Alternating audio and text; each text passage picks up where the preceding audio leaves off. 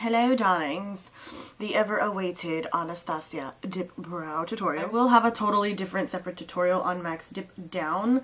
I do it slightly similar, but the product is a little bit different to work with, so each tutorial is different in their own way. The pomade is, I'll tell you this right now, definitely much easier to work with. I do use chocolate. I chose chocolate because it's a lot warmer, and in order to soften it, I just set it with Girl Boy Brow Set from MAC just to kind of set it just a little bit. So that being said, I obviously start by kind of, flashing through my brows with a little spoolie. This is what my brows look like. I literally follow the shape. I don't change it. I'm literally just filling it in. The only thing I change is in the front because, as you can tell, it stops a little short. It has taken forever to grow in those little brow babies, but they're coming. But it's taken me forever to grow those out. So as you can tell, they're a little bit short. They're initially supposed to start about right here, so I keep that little hair right there as a marker to make sure that, it's in line with my features. You're going to need an angled brush, preferably synthetic, but I definitely prefer my MAC 263. This one is a little bit more, it's a lot like the 266, but slightly more angled. You do not need a lot of this product. I've been dipping into this a lot lately. Literally, I've been grabbing it almost every day. I kind of lightly, kind of do it side to side a little bit. I dip it in side to side. I don't literally just dig in there. It picks up a lot of product. You don't need a lot. And I kind of smush it side by side on my hand just to kind of get the brush really nice and thin. And then I literally just feather it through right underneath.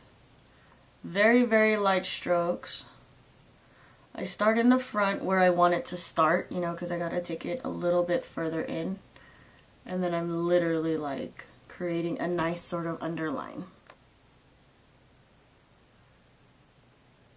Now, if you know your brows, you can manage to do this hella fast. Only reason I'm going slower is just to show you guys what I do. But because I'm familiar with this product, I can literally feather it through my brows super, super quick and just be boom. So, you'll get used to it, I promise. So I just define underneath. And you do have a few minutes, seconds-ish, whatever you want to call it, to work with the product before it dries. So after this, I just kind of flick upward. I have a good amount of brow hair in the front. It's all these little gaps that I hate up there. So I just kind of take whatever product I have left on the brush and flick up. And I have a little gap right here, so I kind of wiggle it right in there. And then for the top part, I do what I mostly do with my brow products, and I kind of angle the brush down, just like that, and it kind of creates that angle for me. Basically, I make the brush do the work for me.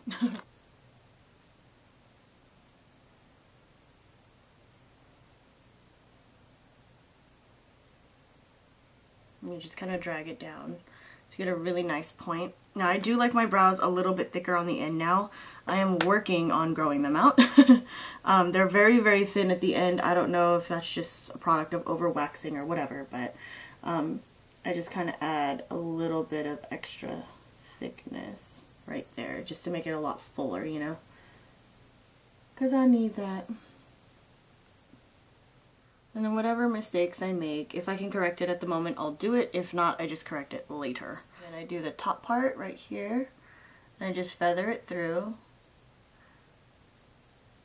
So I just add a little extra right there in the front, and then again, whatever I have left over, I'm just feathering it up here. And sometimes I'll just leave it like this, and I'll just blend it through with a spoolie, just like this. This one's from Makeup Forever. It's like a duo brush. You can use whatever spoolie you want. I used to use a Sonia Kashuk one that I still own. And I just kind of brush it through before I add any more product. Sometimes I will leave it like this. Just like this. I don't square it off or anything.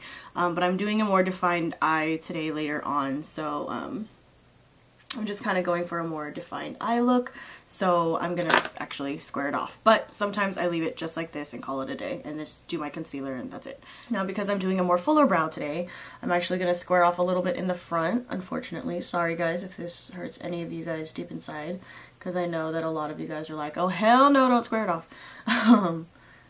I think it's preference, in my personal opinion. And then I'm going to make it a little bit thicker, just right underneath there, just like that.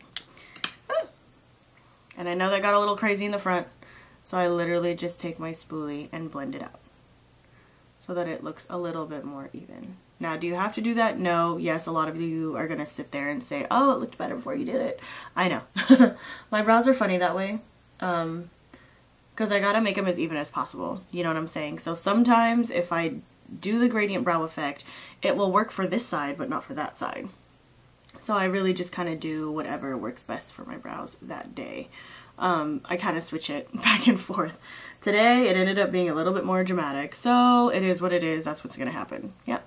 To me, it still looks fine, but this is about as even as it gets for me personally.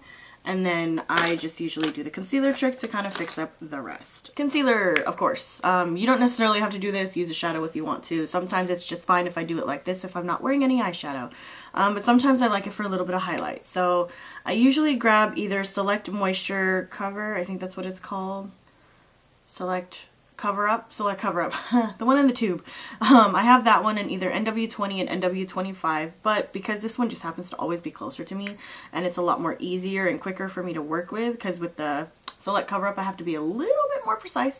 So just for quick ones, I am usually grabbing my Studio Finished Concealer in NW25. We do a little bit of concealer underneath to highlight. If you have any boo-boos, this will basically help clean it up. If you have any brow hairs that need to be covered, this will help clean it up. And I take it all the way to the front, all the way up there, and just kind of, I lightly feather it here in the front. I don't load it up with concealer because I hate the feeling, because this shit is like stupid sticky. And then I just get right underneath the arch right there, just to make that more pronounced. And this kind of helps highlight, it helps add definition. Do you have to do this? No, but it honestly just depends on how good you are with your brow. To do the top, I will usually either use foundation or a more liquid concealer. That's my skin tone. So I'm using the Select MoistureCover. This is a Select MoistureCover. I used to use this for underneath my eyes. I used to love it. This is an NC42, and I usually just kind of run a little bit along the top. You can use a thicker concealer just like the MAC one in the pot if you want to. It really doesn't matter. The reason I personally use this one is because it's a lot more fluid. It's a lot more like foundation.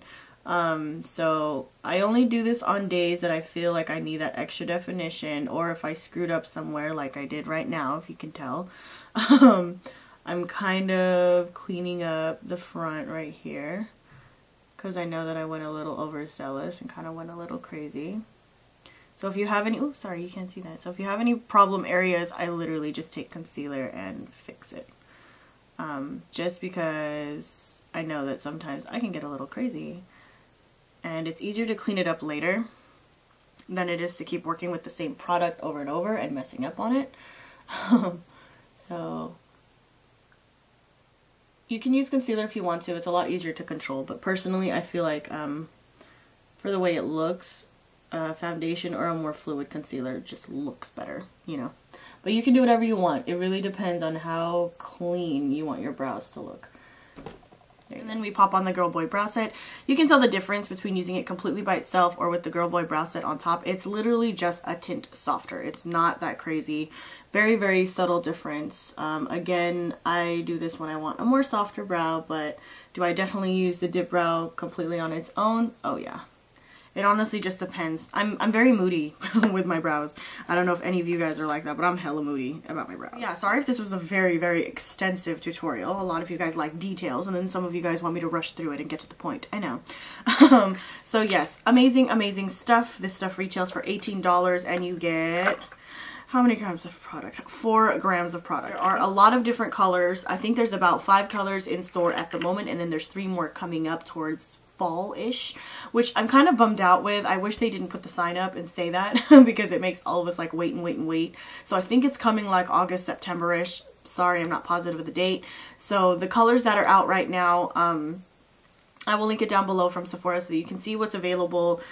We finally got in blonde. That was on back order for a while. So if you have dark brows like mine, you can still use blonde. So that is it for my tutorial on the Anastasia Dip Brow.